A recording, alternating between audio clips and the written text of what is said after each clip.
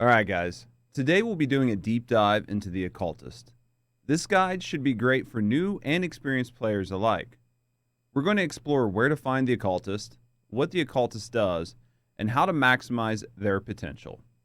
So grab your gear, and let's jump right into it. The Occultist is a crucial NPC in Diablo 4 that plays a significant role in your in-game itemization. They have three main functions: adding aspects to rare items, re-rolling gear to replace its stats, and crafting and destroying nightmare sigils. They unlock by either completing their vendor quest at level 25, or obtaining your first legendary aspect for the Codex of Power by completing any dungeon. As for the location in Kyovashad, you can find them in their shop here. You can find other occultists scattered around the map in any of the major cities, but honestly in the beginning of the game, the one in Kyovashad will be your main occultist. To start adding aspects to items, click on the occultist and it should open to the imprinting screen. Add the rare items you want to enhance and click on the Codex of Power. From here, any legendary aspect you have found in any of the dungeons previously will be available to you. These are reusable, so don't be afraid to use them. If you're unsure where to get a specific aspect, you can find them via your Collections tab. Once there, open the Codex of Power and hover over the aspect you're looking for. You will get the option to pin that dungeon on the map. After that, just follow the pin and clear the dungeon to unlock the aspect for your Codex. Beside the Codex of Power, there's also another option to use an aspect from your inventory. But in order to get one of these, you have to take the aspect off of a legendary piece of gear. When you do this, that piece of gear is destroyed, but you do gain the aspect that came from that piece of gear. To use this aspect, you do the same thing you do with the Codex of Power, except in this instance, you grab the aspect from your inventory and place it in the adjoining slot. Now I'm going to be honest, out of the two options, using the aspect from your inventory is typically better. Aspects pulled from the Codex will always have the worst rolls you can get for that particular legendary power.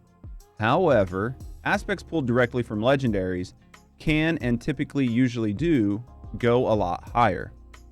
Now before you mess up and use a god tier legendary aspect on a piece of gear while you're leveling, it is important to note that once an aspect is imprinted on a rare item, that item becomes legendary.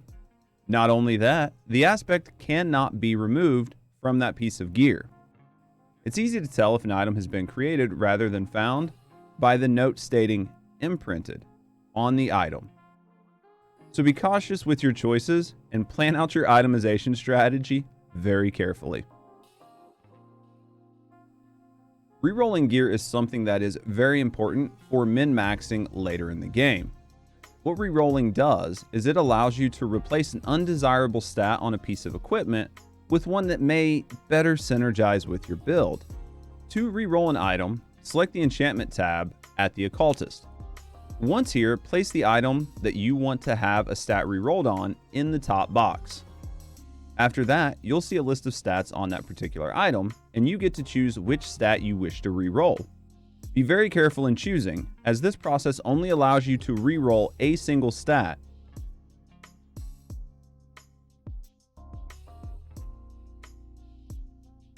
Now you can reroll that stat as many times as you want, but keep in mind that the cost of rerolling does increase.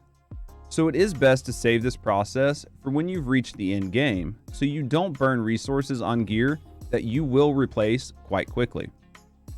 Diablo 4 is missing a quality of life feature that is a staple in most ARPGs. Currently, there is no in-game system to show you the possible stat rolls for an item prior to you actually rolling the item. Due to this, you may actually need to rely on third-party resources and tools to explore the potential outcomes of re-rolling that piece of gear. When you first unlock the occultist, you will see two boxes that are grayed out. You cannot click on these. These are actually for nightmare sigils. Nightmare sigils are a core in-game mechanic that will not be possible to unlock until World Tier 3. These sigils modify existing dungeons within the game and add unique challenges and increase the rewards you get for completing the dungeons.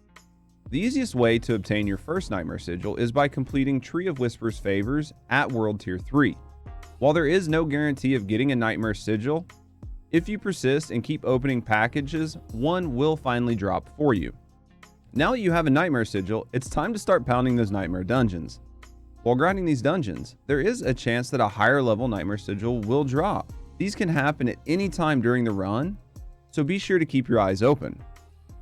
Crafting Nightmare Sigils becomes available after you successfully completed a level 3 sigil.